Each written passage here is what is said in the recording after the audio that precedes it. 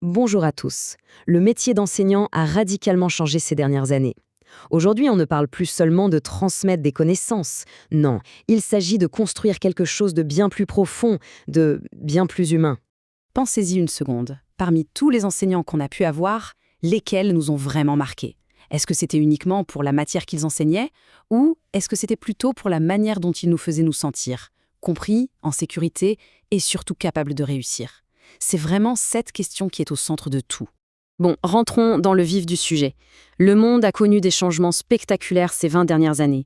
Et l'école, bien sûr, n'y a pas échappé. Les enseignants se retrouvent aujourd'hui face à des réalités sociales complètement nouvelles. Et attention, ce n'est pas juste une vague impression, c'est tout à fait officiel. Des documents comme ce référentiel québécois, qui a été mis à jour en 2020, le montrent noir sur blanc. On est en train de repenser les fondations même du métier pour faire face aux défis d'aujourd'hui. Alors, de quel changement parle-t-on exactement ? Premier grand changement, la diversité. Les salles de classe d'aujourd'hui sont de véritables mosaïques de culture, de langue, de religion. C'est une richesse incroyable, c'est certain, mais ça représente aussi un défi de taille. Comment on fait pour créer un environnement où chaque élève, vraiment chaque élève, se sent inclus et à sa place?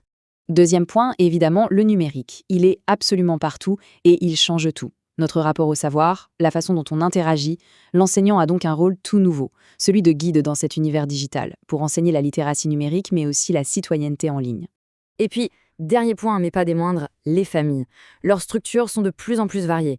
Et ça oblige à réinventer complètement la collaboration entre l'école et les parents, qui sont d'ailleurs reconnus comme les tout premiers éducateurs de leurs enfants. Alors, face à tous ces bouleversements, qu'est-ce qui devient vraiment essentiel ? Eh bien, la réponse est assez simple. La mission de l'enseignant, c'est recentrer sur une chose fondamentale, la relation humaine.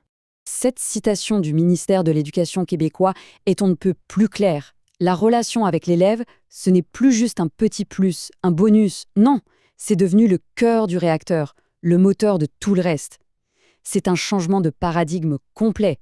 Du coup, voilà la nouvelle définition qui se dessine. L'enseignant n'est plus seulement celui qui transmet des savoirs, c'est un professionnel de l'apprentissage, un véritable médiateur culturel qui va utiliser la langue, oui pour instruire, mais surtout pour créer du lien.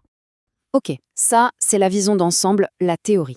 Mais très concrètement, dans une salle de classe, ça donne quoi ? Pour bien comprendre, on va faire un zoom sur une compétence humaine qui est devenue absolument clé, l'empathie. Et pour ça, cette recherche est un cas d'école parfait.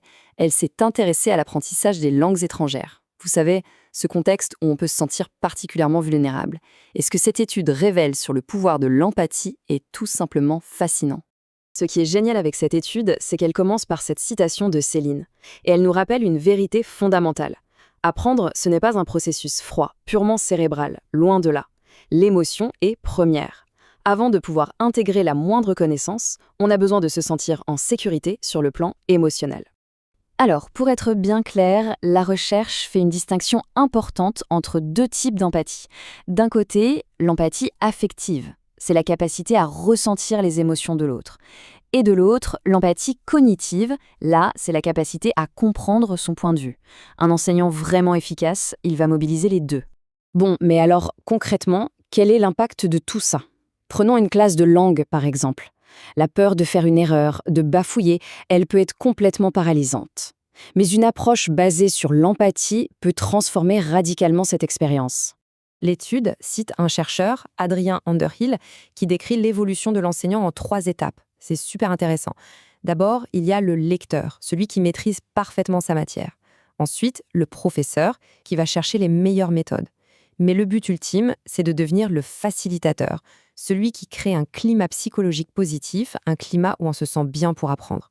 Et c'est là, précisément, que l'empathie devient la compétence reine. Et les bénéfices, ils sont juste énormes. Quand le climat de la classe est vraiment empathique, tout bascule. Beaucoup moins de stress, plus de confiance en soi, plus de curiosité, plus de motivation. Et au fond, l'enseignant ne fait pas qu'enseigner une langue. En étant empathique, il donne l'exemple. Il instaure une dynamique de respect et d'entraide pour tout le groupe. Franchement, cette citation d'Earl Stavik résume absolument tout. La clé de la réussite, ce n'est pas le matériel ou les techniques. C'est ce qui se passe entre les êtres humains dans la salle de classe. Tout repose sur la qualité de la relation entre l'enseignant et les élèves et entre les élèves eux-mêmes. Alors, en conclusion, si on met ces deux sources côte à côte, le référentiel et l'étude de cas, qu'est-ce qu'on en tire? Eh bien, que l'empathie, ce n'est plus du tout une simple qualité humaine souhaitable, une soft skill. Non, c'est devenu une véritable norme professionnelle. Et ça, c'est peut-être l'idée la plus importante à retenir. Dans notre monde actuel, si complexe et si diversifié, la capacité à comprendre l'autre et à créer du lien, ce n'est plus une option. C'est une compétence aussi fondamentale que de maîtriser sa propre matière. C'est un équilibre parfait à trouver. Ce qui est vraiment frappant, en fait, c'est de voir à quel point la vision politique du référentiel québécois et les conclusions de la recherche de terrain sont parfaitement alignées. L'objectif ultime est exactement le même, bâtir un climat de sécurité émotionnelle qui permet à chaque élève, peu importe son histoire, son origine ou sa situation, de pouvoir apprendre et de s'épanouir. Et tout ça, bien sûr, ça nous laisse avec une question immense pour l'avenir. Si la capacité à créer du lien est vraiment au cœur du métier, si l'empathie est la nouvelle norme, alors ça nous oblige à repenser de fond en comble la manière dont on sélectionne, dont on forme et dont on accompagne nos enseignants tout au long de leur carrière. Voilà, le véritable enjeu pour l'éducation de demain,